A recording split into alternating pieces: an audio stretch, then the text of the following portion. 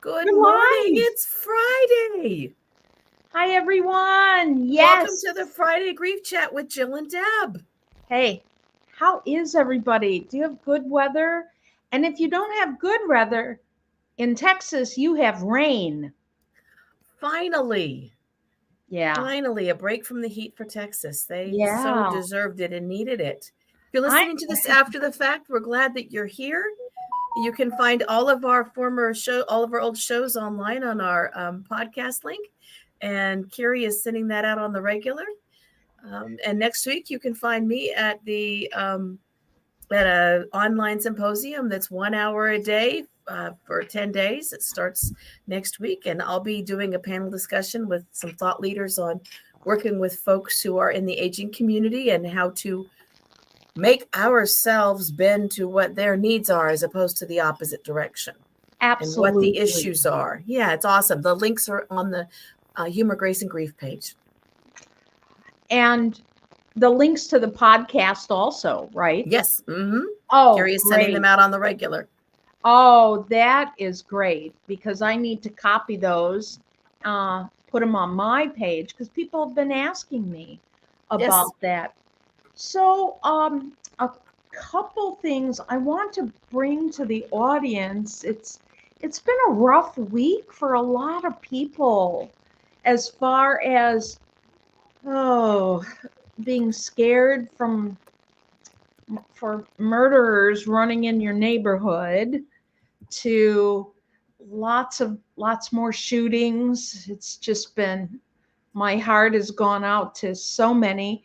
Today is the Jewish New Year, and Shana Tova to all who are celebrating.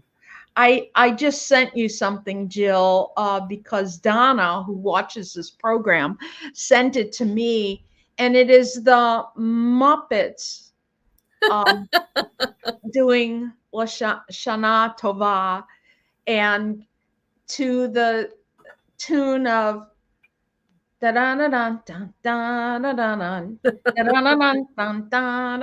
so anyway, so that's pretty cool.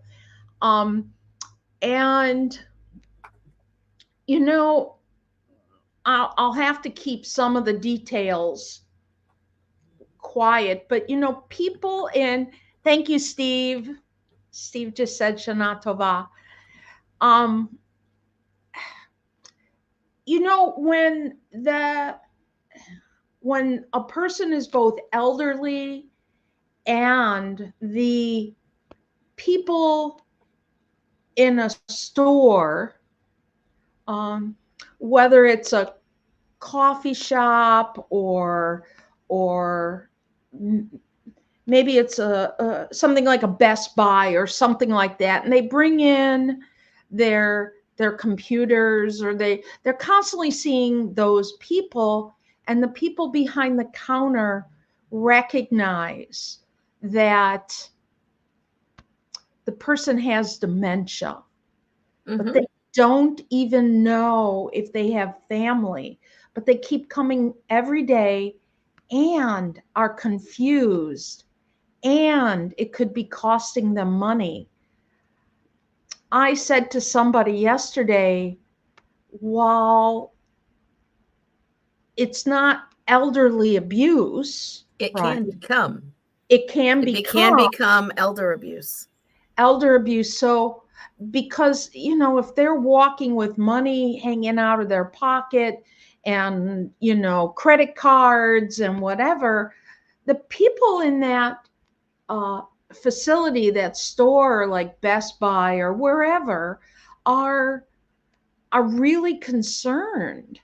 And so I said to this person, call the elder abuse hotline. Or call Office on Aging and ask them for training. Well, not just training, but they want to get a hold of somebody because before, they don't even know if they have family or not. If they've got an address and a phone number and a name, they can report it to Adult Protective Services. And that's nationwide here in the U.S. Yes. And there is another form of that in most other countries. In the US, we also do have the Office on Aging system, which is federally funded. So every state manages it differently, but every state has some form of that where they provide services, many of them training in terms of working with folks who are in the aging population or the dementia population, because dementia isn't just for the aging. Right. Dementia encompasses all ages. But yeah, I've stood at grocery stores and watched somebody be unable to remember how to handle their ATM card. And I've stepped in and not asked for the PIN number, but said, sometimes it's really hard to see these cards. If we turn it around and put it in that way, it works better. Sure. And if you press the red button, then you can just use it as credit and you can sign for it, not have to remember your PIN. Yeah. So there's a lot of that. While it doesn't technically, but it does fall under our grief show, because we're constantly coming up with suggestions. Well, we will be doing another show on dementia and grief, because dementia is its own special form of ongoing grief. Absolutely. And speaking of that, there's also several people and clients that are grieving when someone has mental illness and they're violent, or mental illness and they've separated themselves out, mental illness and using at the same time. I thought that's something we could talk about here, that sort of ongoing grief that it's like disenfranchised, right? And it is, and the reason why we say disenfranchised is it's not like they're dead and you're grieving. You're grieving them while they're alive. And that's also an ambiguous loss. Like, where does it fit in? And it's ongoing. And you don't want there to be finality. And then part of you goes very silently, I wish this was over. But not really, because it's your friend or your husband or your kid or whatever. And and yet there's some relief, right? And we also know folks who take the really big, heavy hitting antipsychotics will largely end up in the dementia population at a much younger age because of the impact of the meds that they really have to take to function, even to moderately function. And so there is some relief to that, and there's sadness that there's relief to that. That's right. And yet there's an expectation, and there's been so much trauma for the family over the years, in addition to the person with the mental health issues, that there's some finality at that point. There's a lot. There's so much to unbundle in there that I think we should do I think we should expand that topic for a show. Yes. And I'll bring my social worker, Anita, who works with us and coordinates our program at our homeless services program once a week. Yes. And maybe one of the other folks there who see the ongoing impact of severe mental illness and what it can mean for folks. I would really like that. And if anybody listening now or later or in the podcast, please write to us about suggestions for different topics. Jill and I love to do a little research here and there, and we love to pull in our friends and family who know what's going on and who have lived it or are experts in it. Or people that we've helped to become more familiar with it. I posted that today we were going to talk about this group called Journey that makes these. I lost my mom, pretty much everyone knows, in June. And I have a dear friend who's a business coach named Jo Muirhead, who is in Australia, by the way. And so she's supposed to be fast asleep right now. I hope she is. But she found this company that makes these memory books. And this showed up at my doorstep just the other day. And this company specializes in taking screenshots of Facebook posts. And if you're listening to this, what people are seeing are this compilation of some Facebook posts and pictures that I posted while my mom was in the end of life and the dying stages. I do have a sense of humor, so my posts are a little quirky. And if you friend me on Facebook, you will see that. But she took those and she picked some and she turned it into a memory book. And then there's blank pages in the back to also write my own thoughts. Those kinds of things are things we love to share. Yes. Because we want people to be able to see that Jo, who had lost both of her parents, and I helped her with that, not as a therapist, as a friend, she has moved from being, I don't want to talk about grief and loss, to, oh my, there are emotions involved with grief and loss, and it's okay to have them. And she would laugh if she heard me saying that. So this book sort of represents that. And it's a good way for folks to honor the loss of someone else's loved one or their own, and to bring in those thoughts, because when someone is dying, Deb, are you going to remember everything that happens? No, you absolutely don't. That's why I tell people to video. Mm-hmm. Yeah, video, write it down. But you're busy, and there's people who come and you don't remember that they were there, right? And if it's a sudden or fast illness, you're not prepared to do any of that. And so you don't have the time. And if it's a difficult illness, you're hands-on all the time. But if you're someone who makes those little bitty posts, this group can compile them for you, and you have a living memory of all the stuff that happened that has gone out of your head the minute it happened. Right? And not everything that happens when someone's dying is bad. Lots of it is loving and compassionate and caring and supportive. Funny. Very funny as all get out, right? Yeah. I'd forgotten, in fact, that my mom told me that I was 80% good, not 100% good. Even though she told the caregivers they were 100% good. That memory is in that book.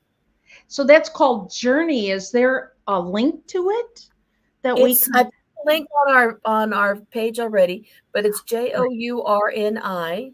And if you put Journey in Google, you will find them. And I'm suspecting there are other companies like it, but that's the one that made this one. Oh, I love it. That was so sweet and incredibly thoughtful. You know, 25 years ago, those weren't around. No.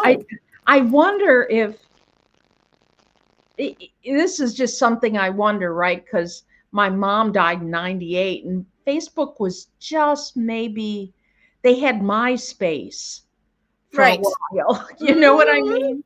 And then Facebook, and I'm like, oh, would my mom have gotten on Facebook? You know, how much? I mean, her big things then were TV and the National Enquirer. Oh, my goodness. That explains Deb's sense of humor, folks. That explains what?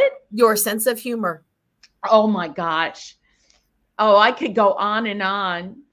So, which is also the year I turned 40, I said, I got myself the Weekly World News every week because I was guaranteed a laugh a week. And I had that for 3 years. Right. So while my mom died, you know, when she died, I still had a laugh a week. I love that. Yeah, that's what I did. I have a friend whose husband had major serious surgery this week. And I was like, okay, so before you go to the hospital, make sure you've got the pillow, the neck pillow, the water bottle, the phone chargers, and at least 5 trashy magazines. Because you can't think. And she said, oh, I've got books downloaded. Yeah, you're not going to remember a book. You need trashy magazines for hospital sitting. That's a necessity. 5-minute reads. 5-minute or People magazine. Right. Definitely Cosmo for the horoscope. All of those. You just need $40 worth of lousy reading that's going to keep your mind interested and off what's going on in OR. Yes, yes, yes. I brought a coloring book, Day of the Dead coloring book, and a set of, like, I had a whole bunch of pencils and markers in a Ziploc case. Brought it to my friend so she could keep busy while keeping her husband in the hospital. You should Yeah, always have the play stuff, play, right? mindless play. And Oh, cat and dog videos if you can get an internet link. Yeah, because ah, sometimes it's hard to get internet when you're in the hospital. yeah, yeah, exactly.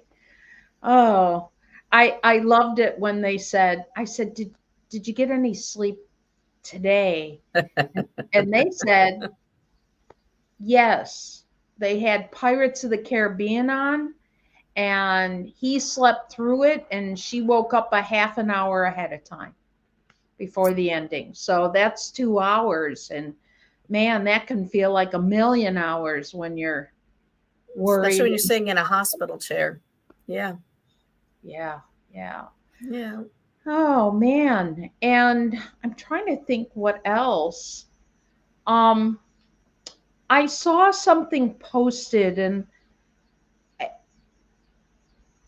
I don't like to repost memes that make it sound like this part is the worst part of grief, or this part.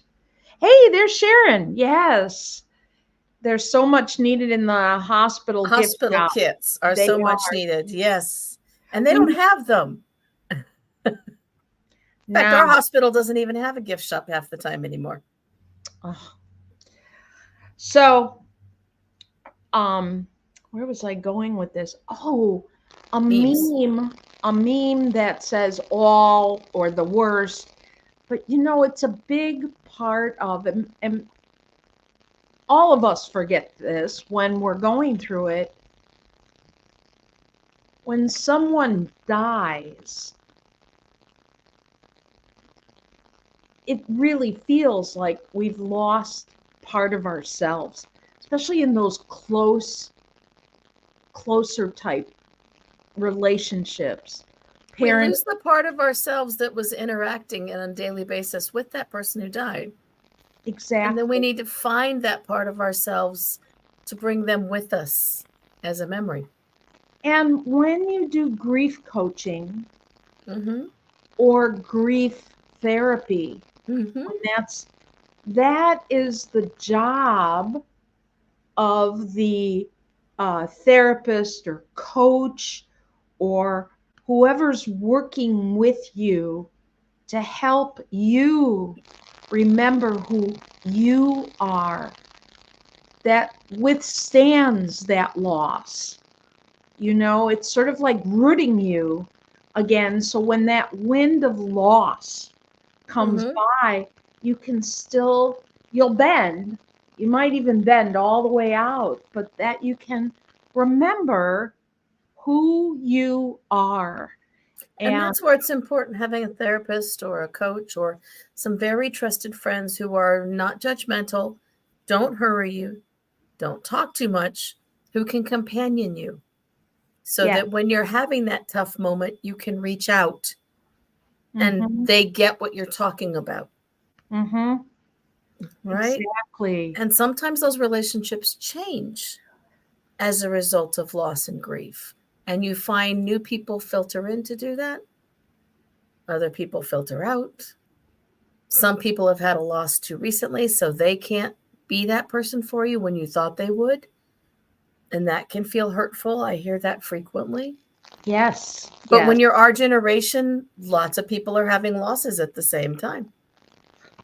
Right? And Yeah. so it's important to find that person who can companion you. I've been very fortunate at this with my mom's loss, sisters who I was not terribly close to. Now there's a text chain going on. And if someone says, I'm having a tough day, I'm remembering that it's fall now. And this would be the time I'd take mom to CVS and we'd go find all the silly fall stuff. And she'd encourage me to spend too much money on silly stuff. Those moments, that's the companioning. Exactly. Right. And that's what you do as a grief coach is you companion people. That's Exactly. And even if you don't have a therapist or a grief coach or that friend, because you don't want to burn your friends out. I You get that a don't. You want lot. to share it across. Yeah, right. However, remind yourself, I'm asking our listening audience to remind themselves that no matter what the loss,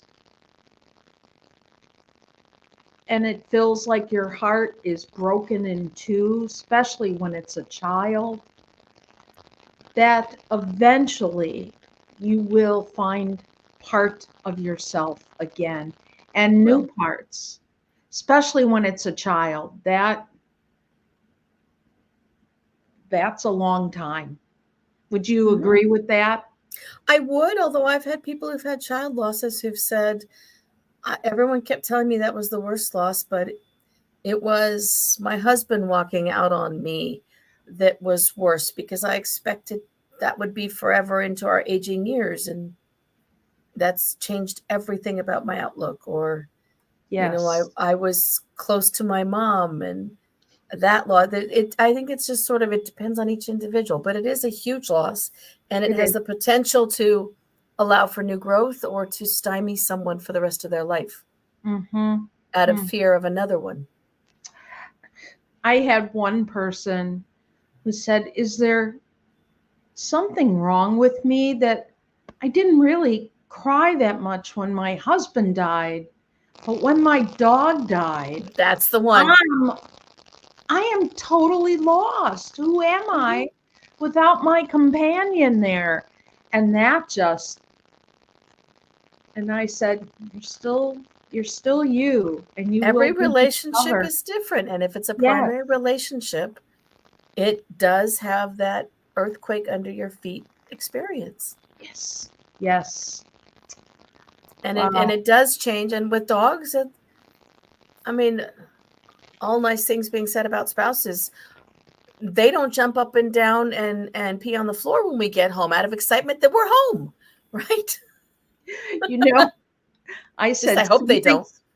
I said something to Daryl. He's like, "We're not getting another cat." And I said, "You don't have the need, but I can't have you curl up in my lap and let me pet you and rub your belly when you're watching TV." And make happy paws. You don't And make happy you paws. don't make happy paws, and you certainly don't purr. And I need that. That stimulates my hormone production of serotonin and dopamine. You don't. Right? And so, well, I have one cat leaning up against me right now, and I'm Mm-hmm. holding him underneath, and he's purring. My husband doesn't do that, and I love my hubby. Right. And so, and I was really happy. A friend of mine has cancer, and she did decide to keep her pets. And there's, people to walk them or feed them or whatever while Mm-hmm. you're going through something that is so life altering. And you want to do that because you could really use those feel good hormones. You need those eyes looking at you. You need the sounds they make. Mm-hmm. You need to be able to reach out and know that no matter what, they're right there, because spouses and friends get busy. They go to work, they have to go take care of the bills, whatever. When Yes. you're not feeling good, Mm-hmm. and you can reach over and there's something else there that is comforting. That's important. It's Yes. important in grief. It's That's important in important. illness. That's important in anticipatory grief. That's right. Absolutely. Absolutely. And that's why when researchers ask if people, who do you trust most in your grief process, They it say, is my dog, my dog, right? my cat. Mm-hmm. Yeah, I know.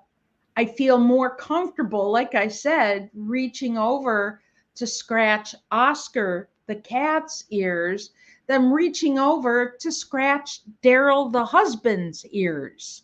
Right. I'll totally admit that. And Daryl doesn't get really turned on by catnip. Let me just And it's say so that. much fun. Let me bring up a comment from Doug Muirhead, who's an old friend of mine. Recently, I experienced a profound loss in my life. My ex-lover, who'd been the love of my life, passed away.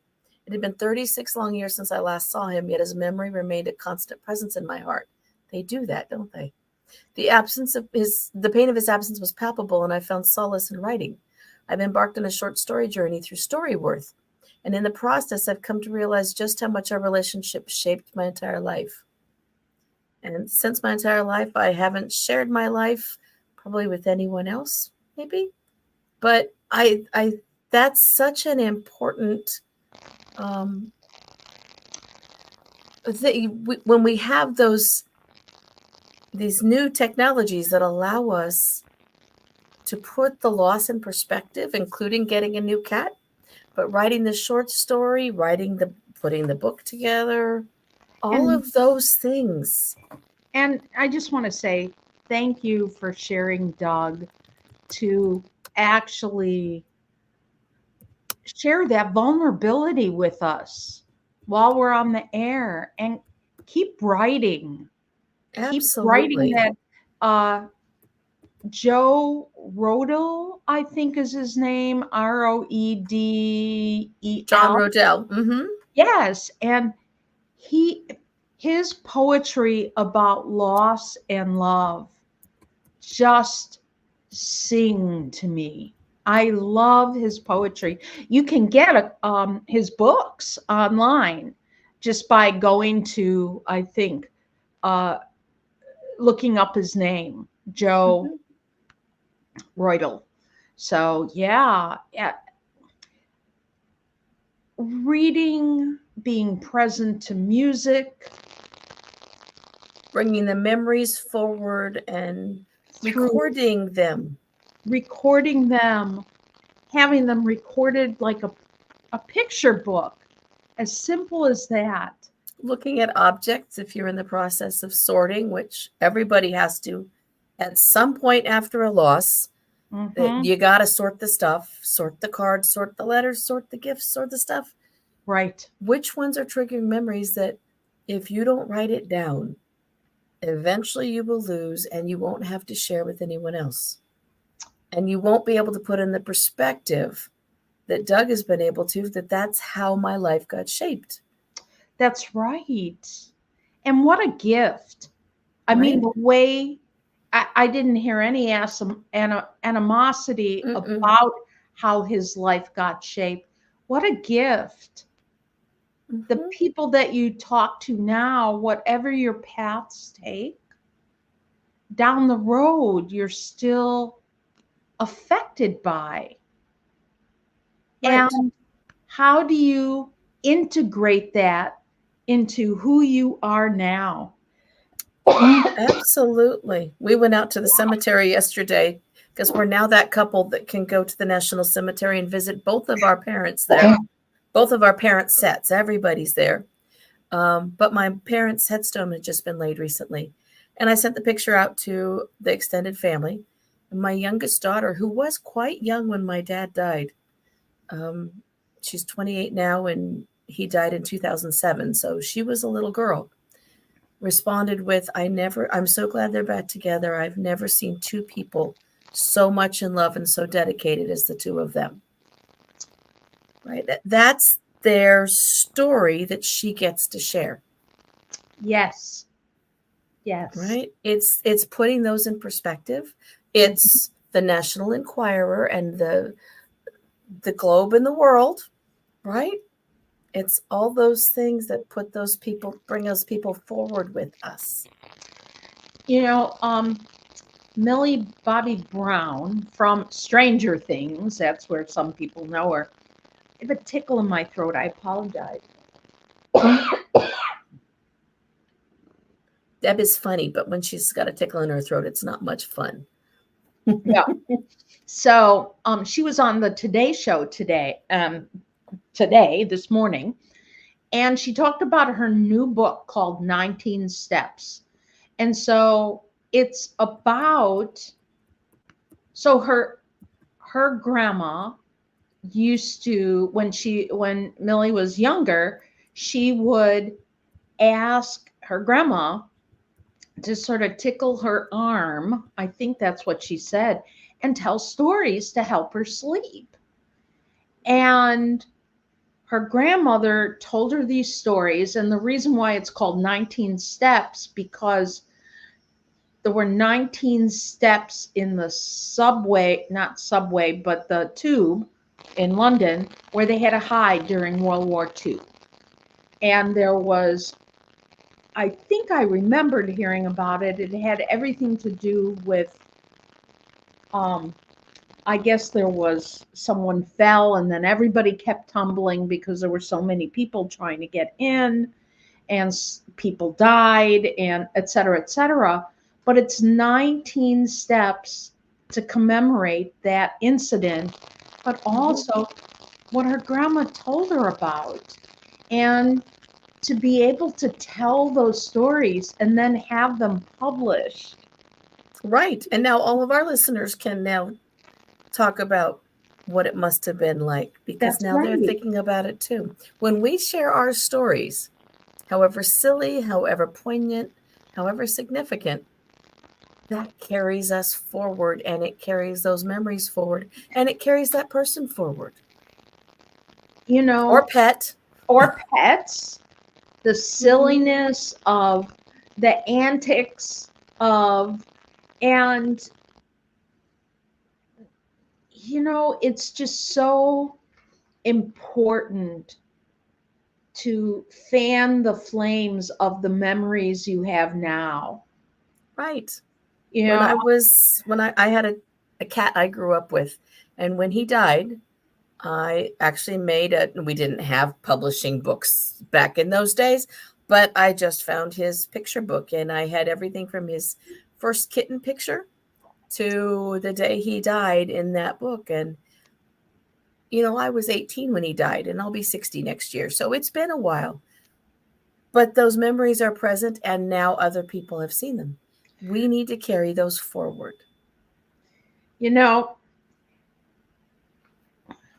even when, and I don't know how many remember when a cartoon character or someone they remember, they found out they weren't real, be it Santa. I had the biggest crush. I grew up with the original Mouseketeers, right? Oh yeah, Bobby. Annette.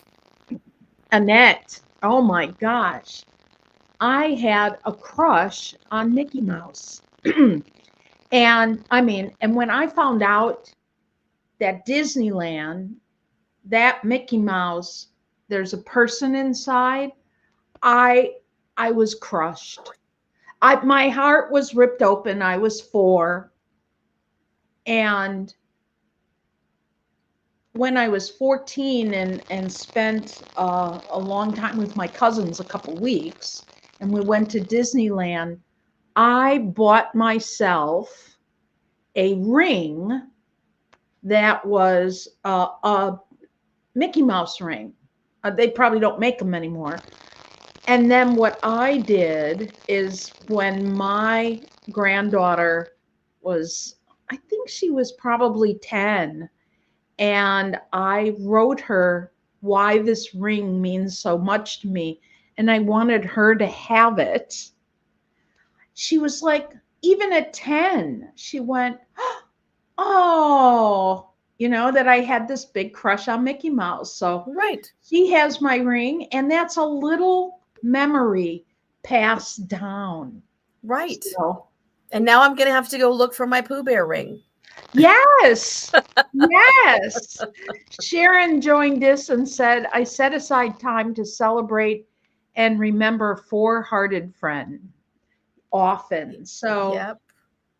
She says, tell stories of your memories. That is how we cope. That is how we heal. That is how we carry them forward. And as we're moving into fall, next month is October, and October is, depending on where you are, Dios de los Muertes, or November 1st is All Souls Day, All Saints Day. lots of Mhm. other cultural traditions. Use this time of year to do remembering. We have next week is that Yom Kippur?